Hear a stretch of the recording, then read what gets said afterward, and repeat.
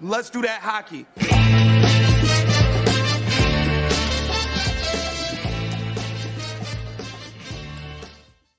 Hello and welcome to another edition of Dobber Prospects Radio from the Draft 2022 NHL Entry Draft Recap from Round 1 at the end of the first round of the draft that I watched with my buddy Cam Robinson from Elite Prospects, formerly of Dobber Prospects. He gave me a couple of quick minutes and we chatted about some of the more prominent names, a lot of the same names that you're hearing on some of these interviews, because I think those are the most fantasy relevant ones and most interesting prospects to learn about. So Cam gives me his thoughts on Shane Wright and him falling to fourth and where he thinks his season will be next year and the fantasy upside there, as well as Simon Nemec and Juraj Slafkovsky, with a little bit of bonus talking Kevin Korchinski at the end of this interview. So let's just cut right to it and let's get a couple minutes in with Cam Robinson. All right, so back at the draft, round 1 just wrapped up. I'm with Elite Prospects Cam Robinson, former Dobber Prospects boy. Cam, that was an eventful draft to say the least, eh? Yeah, we've been to a few together now, and I think that was the most exciting first 3 or 4 picks we've ever been around. Yeah, it's just good to be back at the draft, and it did not disappoint. So Shane Wright falls from first to fourth, and my initial thought on that was takes the pressure off him to jump straight into the NHL as the number 1 overall pick. Like to hear what you think about where his development path would go. Do we call this after 9 games, or do you see him going back to junior? I think that we have a bit of a roadmap with Matty Beniers getting drafted early there to the Kraken last year and going back to school. That made a lot of sense for him. I could see Shane Wright being back in Kingston next year too. I think you're absolutely right that he's going to get an opportunity. So he's going to show up. He'll get his 9 games, and we'll see how it goes. If I'm betting, I think he's in the NHL next year and he's playing in a bottom 6 role. And like you said, it does take the pressure off a little bit, and also he gets to hang out with Ronnie Francis now and pick his brain. And you can't ask for a better person to mimic your style of play if you're Shane Wright than Ron Francis. Right.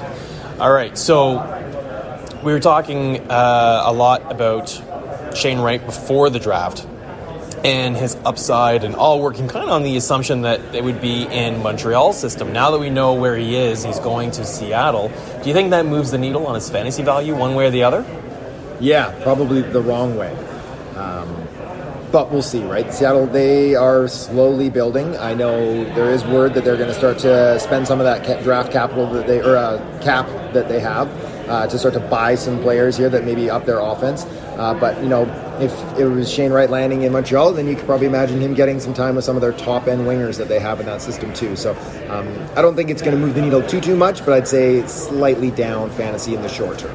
All right, Slafkovsky going well, obviously to Montreal puts him on the fast track to the NHL. You see him playing on the wing with the Bleu Blanc Rouge next season and being fantasy relevant.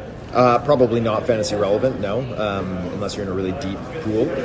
I do expect that there's a good chance that he does start in the NHL. Most first overall picks do. It's very rare that we don't see it. Owen Power last year, obviously, EJ 15 years before that. Right. So I do expect he's going to get a good long look. And 6'4", 220 pounds. He's physically mature. He's played pro hockey already, so it wouldn't shock me in the least if he's there. But I wouldn't be blown away if they decided to send him somewhere else, maybe back to Finland, maybe the AHL for a minute. We'll see, right? He's still a project despite going number 1. I think there's still a wide range of outcomes for how he's going to turn out, and I think they have to be careful with how they develop him. Interesting. Yeah, it's been a few years now since the first overall pick that's jumped into the NHL hit the ground running and had like a 60 or 80 point season. They've all kind of struggled, so you don't think that trend's going to change this year. Probably right, but at least he can throw up some peripheral stats. Yeah. I mean, as the big body guy, he should be out there banging a little bit. But they're going to want him to be a scorer, right? They're going to want him to be an offensive player. They're not bringing him in. They already got Joel Armia. They don't need another Joel Armia. Yeah. So they like they said, they got to be very careful how they handle this kid, and they need to put him in spots to succeed. All right, last one for you. Anyone else you think fantasy relevant year 1 coming out of the first round of tonight's draft?